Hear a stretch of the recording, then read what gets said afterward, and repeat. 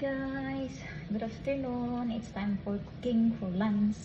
Let's cook our lunch. So I'm cooking for today's lunch, December 18, 2025.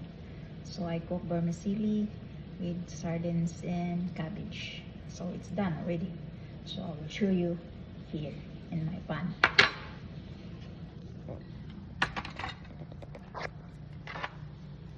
See this one?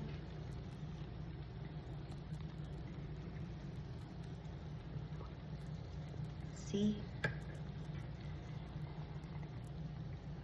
Oh, it's yummy. And vermicelli with cabbage and fish and sardines. So this is it. Enjoy watching. It's yummy.